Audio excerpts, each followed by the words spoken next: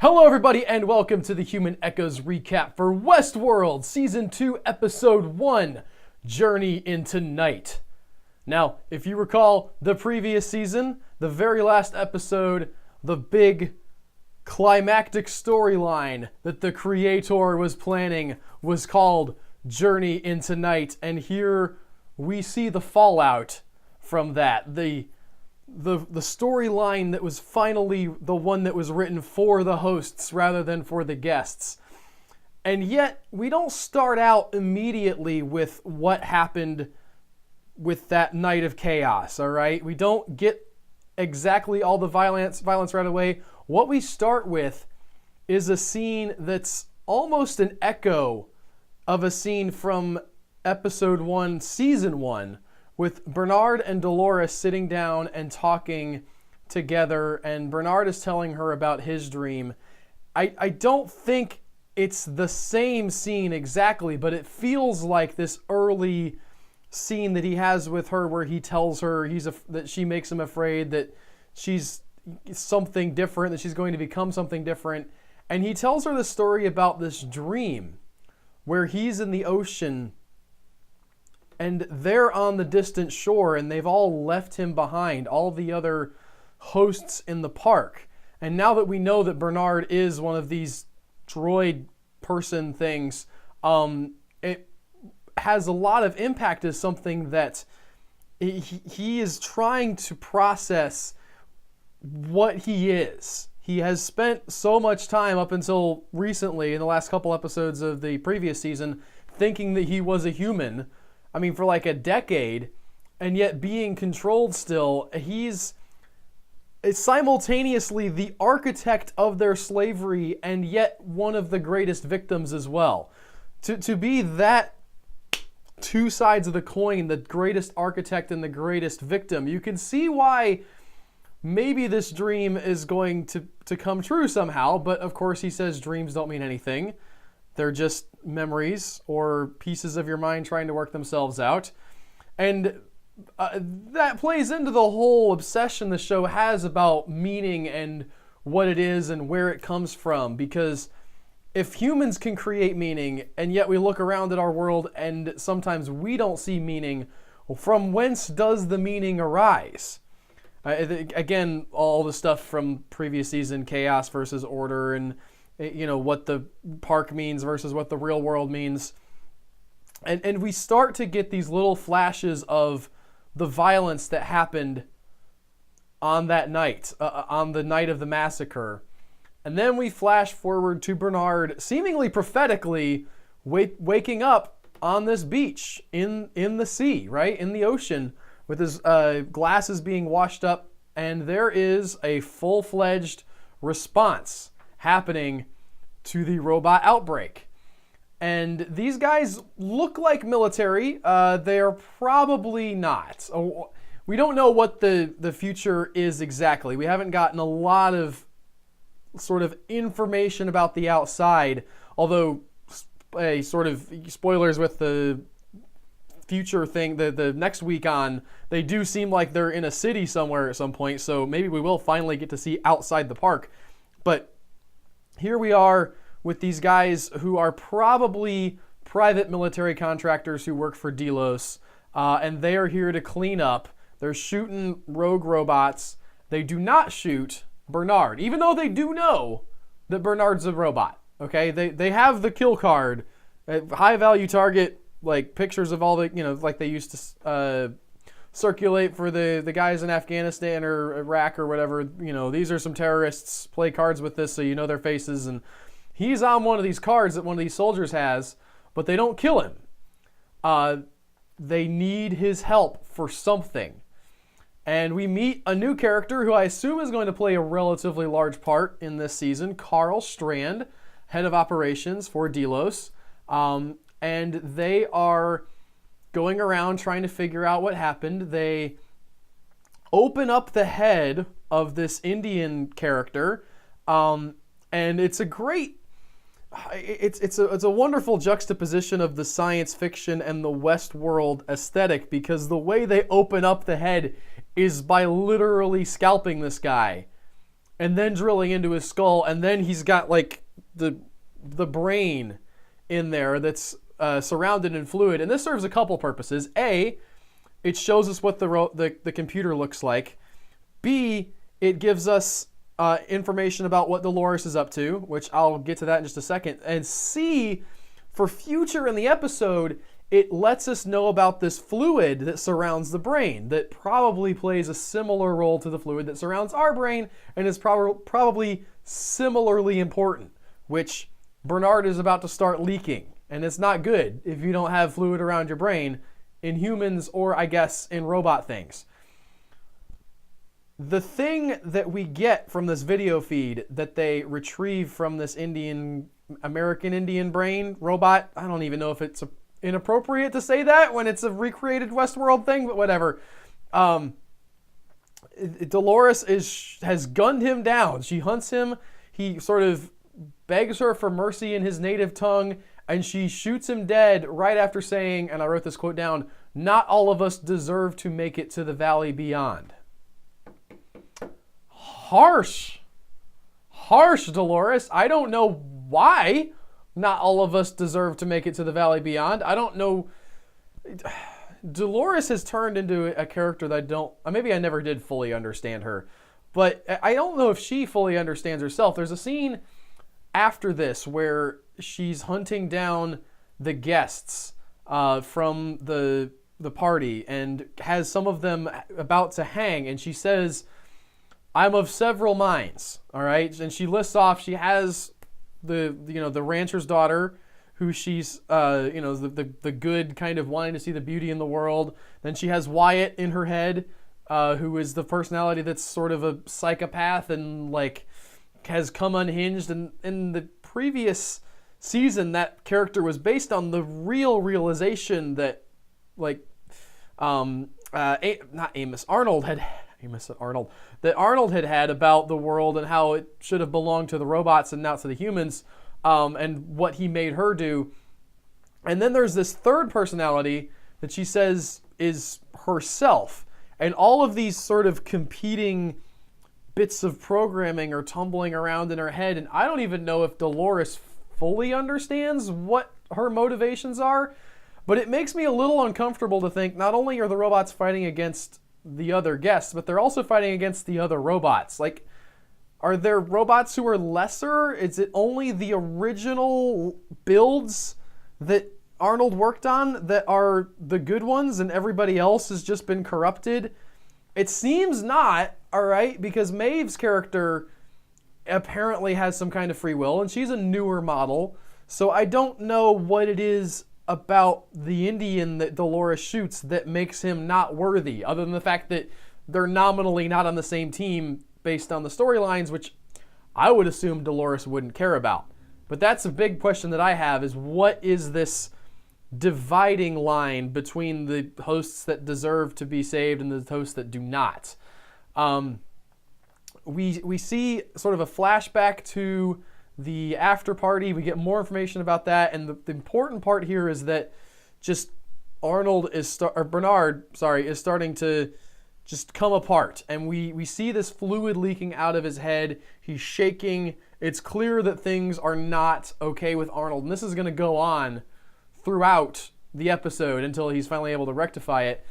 But continuing on with the after party, as it were,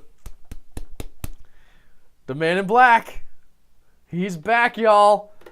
It's a little bit surprising. I mean, we don't get to see the full force of the showdown here at the party yet. We get kind of bits and pieces scattered throughout as we're telling this story of what happens now, and I'm fine with that. I don't know that it's necessarily a cost-cutting measure, because it wouldn't have been that expensive to have another sort of raid shooting people up thing.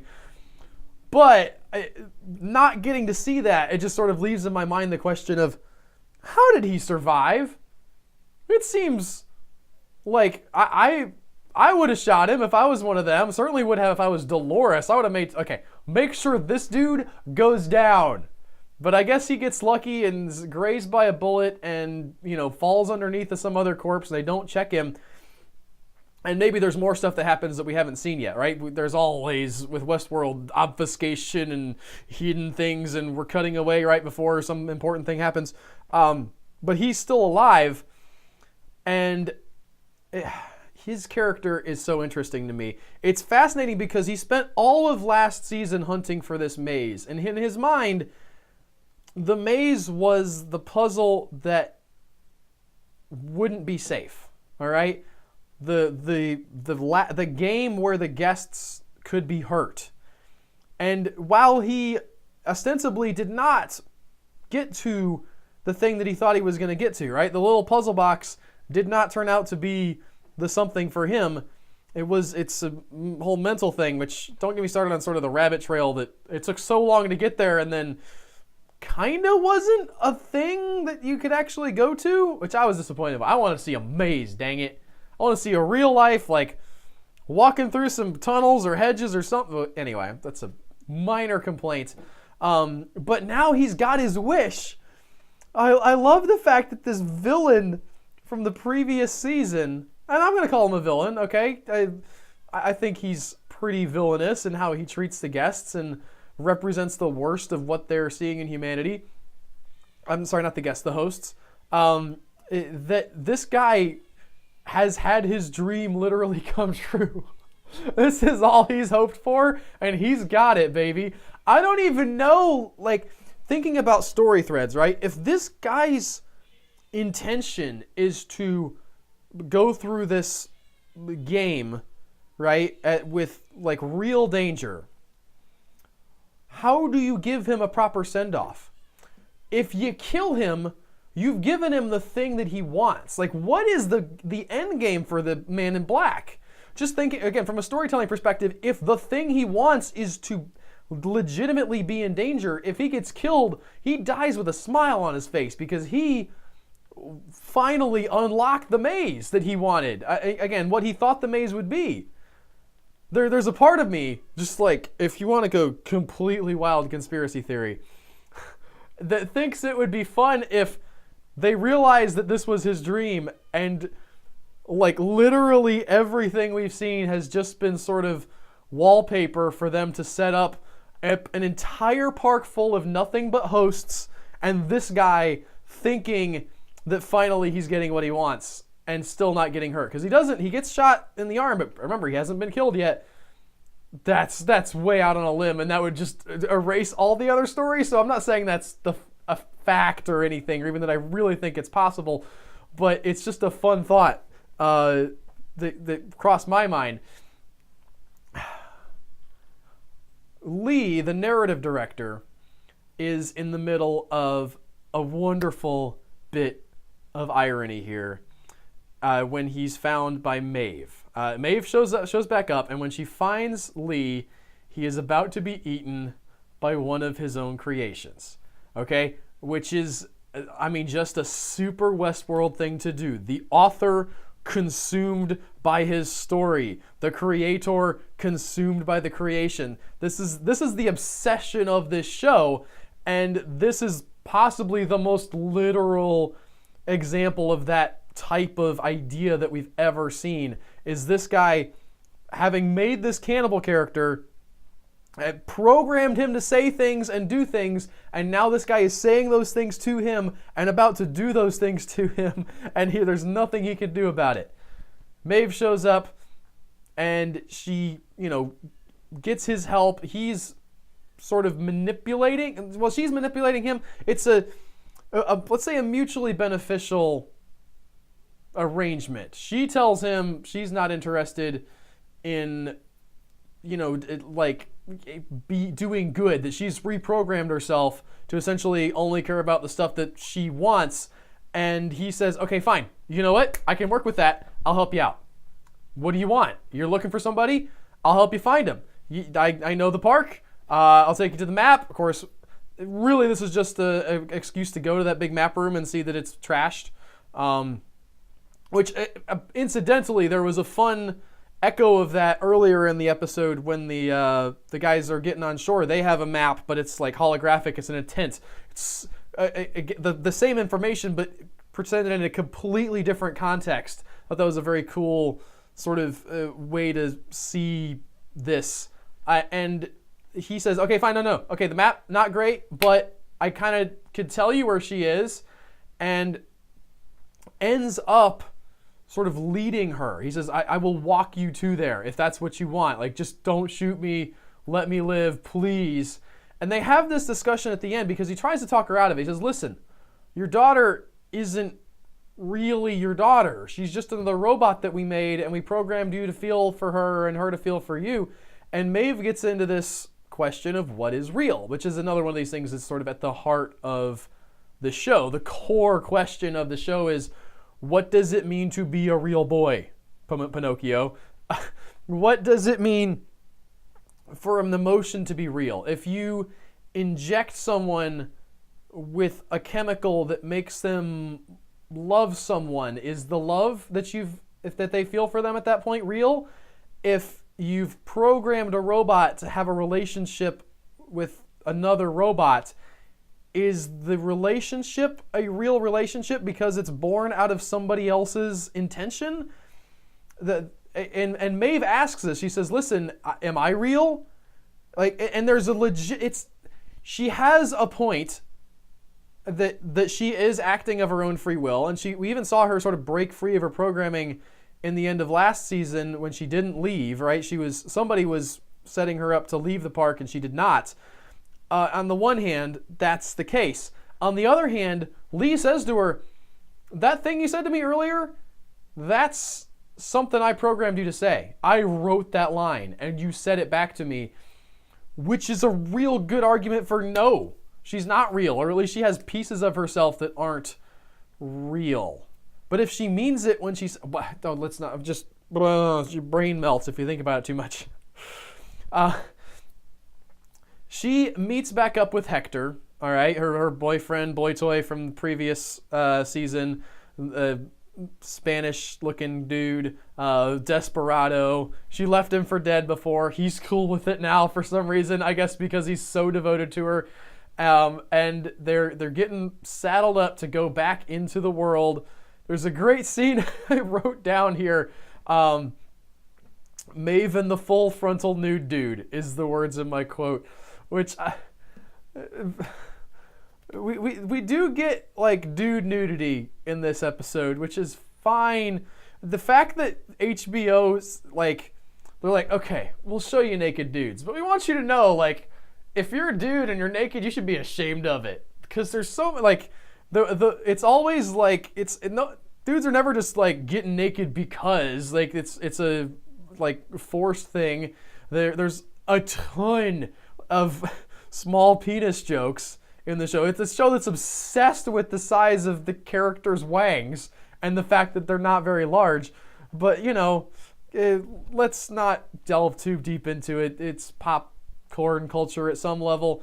But he's getting suited up to go back into the park. In the meantime, in the future or in the past? I'm sorry. In the past, in the present that's happening directly after the party, the Wyatt posse ambushes Bernard.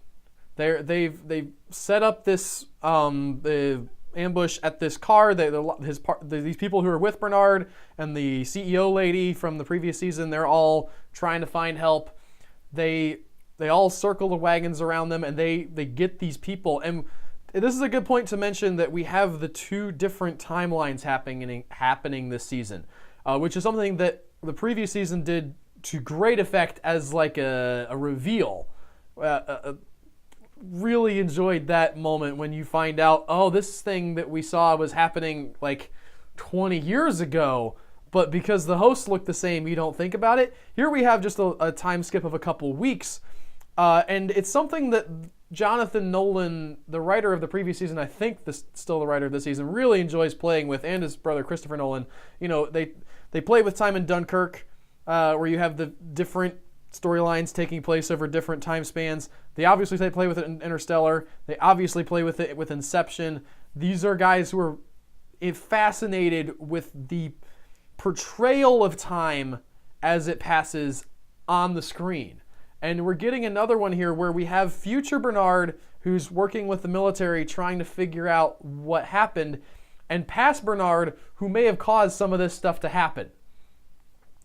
It's fun and mind-bending, and I'm looking forward to seeing how Bernard gets to where he's at, and what sort of things they're hiding from him.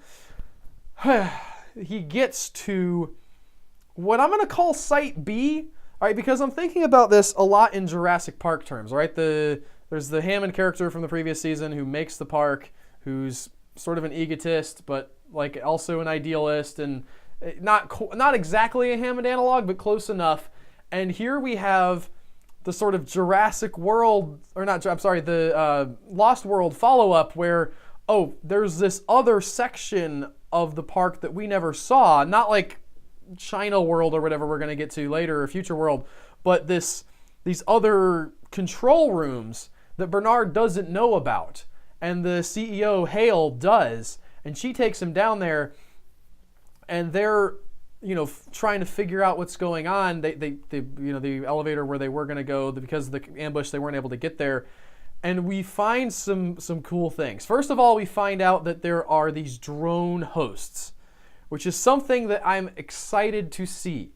I'm excited to dig more into the science fiction-y aspect of the fact that these people are robots.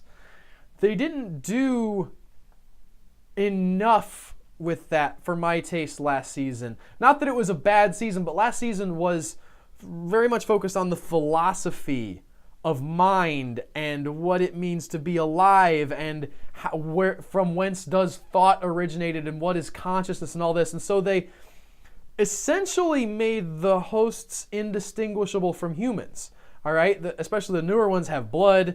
All right, they like have muscles. The interview with one of the creators recently, they even said that they can poop. So they're fully, at least from a biological standpoint, human, and they have brains that are modeled to look like human. When you get that close, you almost taken the fun out of having robots at that point. And I like that we're getting back to, okay, but these things are robots, and presumably they can do some things that people can't. At least I hope that they can. I would like to see these things like get shot and not go down, because why would you need to? Why does blood pressure matter to a robot? It shouldn't. I mean, there should be things that you can hit in a robot and it does hurt it, but I would think it would be cool to have some robots and this was how the movie was, you would shoot the robots and they're like, even if it hurts me, like, it doesn't hurt me, you just put a hole in me, and unless that hits some vital, like, hydraulic fluid or something, I'm probably going to be okay. I'm hoping we get some of that with these drone things. And we get a very important piece of information here with this set piece, because Hale talks about, she doesn't tell him, but as Bernard is looking through the information, and by the way, he gets a DNA scan. He's not human, but apparently he has DNA, so that's weird. I don't know, like, at what level they're modeling these things, but it seems like the fact that Bernard has DNA that can be scanned is important. And we follow up on the importance of that because Bernard sees something in the computer and he asks Hale about it. He says, what are we doing taking the guests' behavioral and DNA information? Why are we storing that? And the theory that I'm seeing going around is that Westworld is a massive information trawling service. And what they're trying to do with trawling this information is, okay, only the richest people can afford Westworld, right? Like, it ain't like $2,000 for your whole family, okay? I'm guessing it's a pricey thing to go to Westworld. So I would imagine the people who can afford that are relatively influential people. And if they're taking those people's behavioral data and DNA, and if we know that the hosts, if Bernard is an indication, have DNA in them, then it logically follows that somebody's trying to make copies of real world people to be able to send out and do like espionage or like kill them and take over their position, right? Like if you wanted to say not have to worry about who's going to win the presidency. You just send in your robot president and kill the real one off. You've got a perfect copy that nobody's going to question.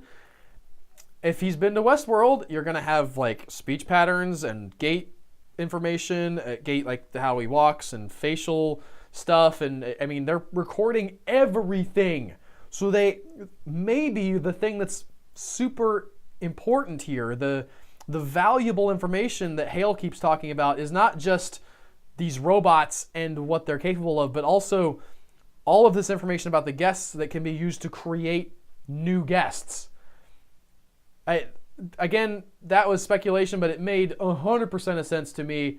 The only thing that doesn't ring true with that is the fact that last season we found out that Ford didn't want that information getting out, that he had kept everything proprietary.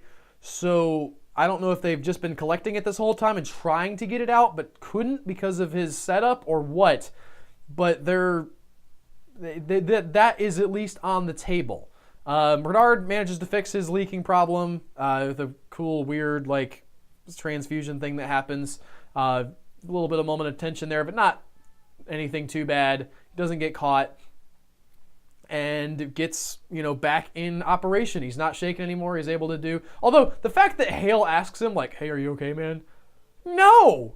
Like, even the fact that he's shaking after having seen robots kill an entire party full of people, including the man who he knew his whole life and like was his boss and friend and mentor and creator.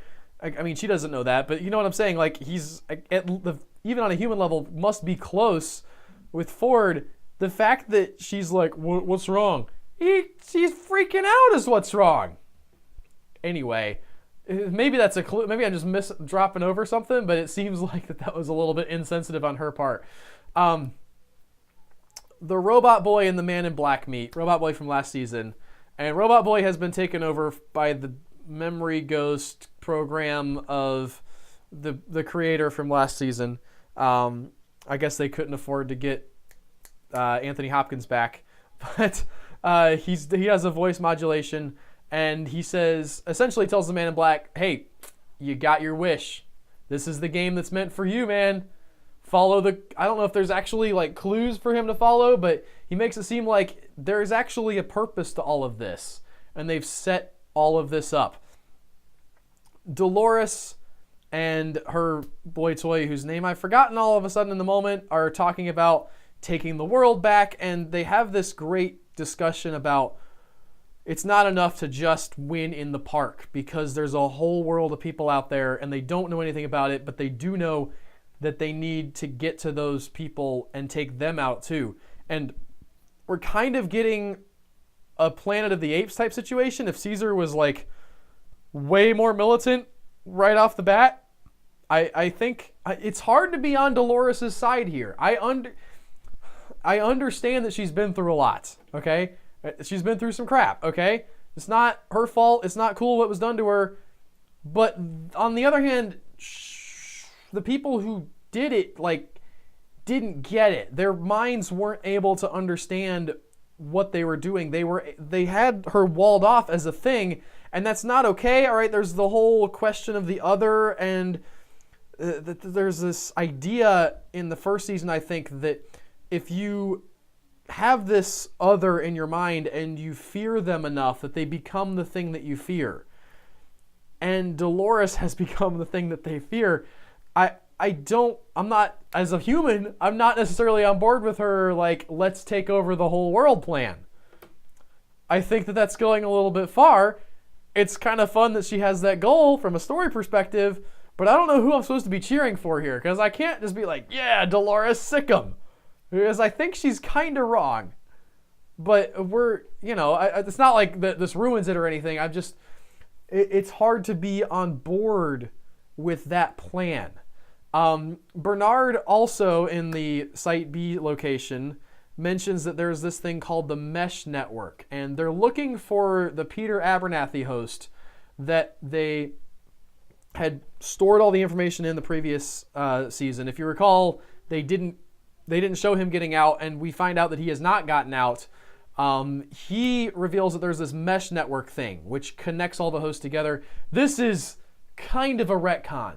I feel like last season, if they had been thinking about a low-level radio local frequency thing that people who were near each other could communicate with, that we would have had like psychic events and visions being shared and all kinds of stuff. I'm guessing that what they're doing is planting the seed for that to happen now, but right now they're just using it as a tool to find this Abernathy guy. And meanwhile, in the future, or in the present, or whatever, after the ambush, we are also with Bernard, where we find a dead tiger in Westworld. Yeah, apparently, so they mentioned that this tiger is from Site 6, which gives us a total of at least 6 different possible parks that they have. I really hope one of them's a robot dinosaur park. Like Jurassic Park, all right?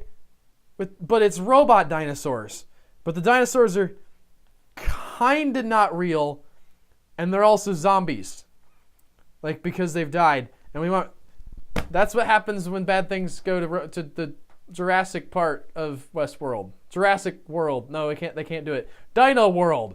Please give me some dinosaurs in this show, and then the cowboys are shooting the dinosaurs. I need that more than you know. I don't care about your dang samurai in the next episode that we saw in the coming up on thing. We want dinosaurs. It's probably way too high budget, I would assume, to make dinosaurs a big part of this, but oh, that would be so great. And the sort of final reveal of this episode is they crest a big hill. A big hill. I'm talking from the south, y'all. They crest a big hill. It's a huge hill. And they crest this big hill, and they see this sea that's not supposed to be there. They're tracking this giant pack of hosts that's just kind of sitting there, and they don't know why. And there's this huge body of water that is not on any of their maps for the island. They posit that Ford could not have created this on his own without somebody knowing.